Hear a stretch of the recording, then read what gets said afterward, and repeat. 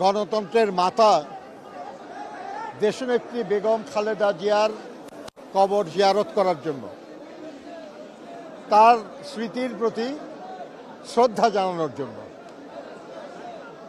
এখানেই শায়িত আছেন আমাদের শ্রমিক দলেরও প্রতিষ্ঠাতা শহীদ রাষ্ট্রপতি জিয়াউর রহমান বীর উত্তম।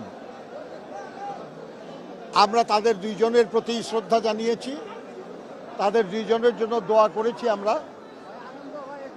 এবং আমরা এই দেশের যারা শ্রমজীবী মানুষ, আপনারা যারা সংবাদকর্মী, আপনারাও শ্রমজীবী মানুষ, আমরা এই মানুষ দুজনকে খুবই শ্রদ্ধা করি।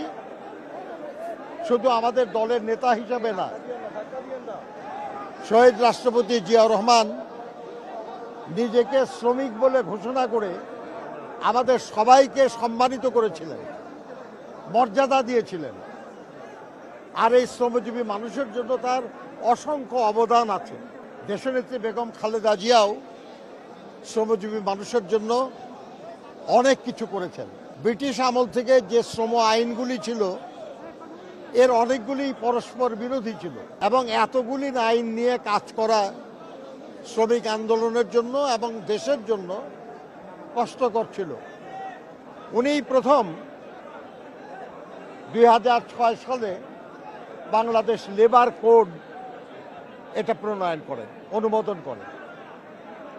আজকে একটা মাত্র শ্রম আইন দিয়ে আমরা শ্রমিক আন্দোলন করি এবং শ্রম বিষয়ে রাষ্ট্র পরিচালিত হয়। শ্রমজীবী মানুষের কল্যাণের জন্য অনেক কিছু তিনি করেছেন এবং তার বিশেষ গুরুত্বপূর্ণ হলো শ্রম কল্যাণ ফাউন্ডেশন, লেবার ওয়েলফেয়ার ফাউন্ডেশন, যে ফাউন্ডেশনের তহবিলের ব্যবস্থা করে গেছেন তিনি।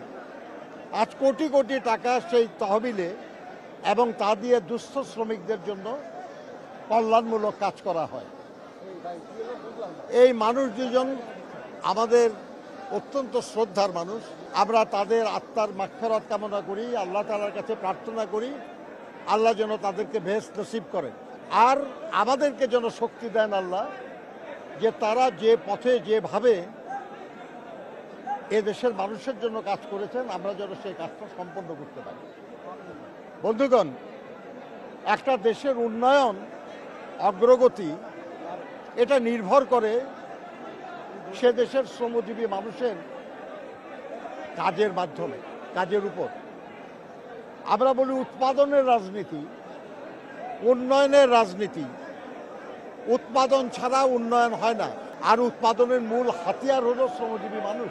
সেটা কারখানায় উৎপাদন বলুন আর অন্য কোনো সার্ভিস বা পেশায় বলুন, এটা যেহেতু শ্রমজীবী মানুষ ছাড়া উন্নয়ন এবং সমৃদ্ধি আসে না, দেশের কল্যাণ হয় না, জনগণের কল্যাণ হয় না, সেহেতু সেই শ্রমজীবী মানুষকে যারা ভালোবাসতেন তাদের সবাই ভালোবাসা উচিত। আমরা এই ভালোবাসা, এই শ্রদ্ধা প্রদর্শনের জন্যই মূলত আজকে এখানে এসেছি।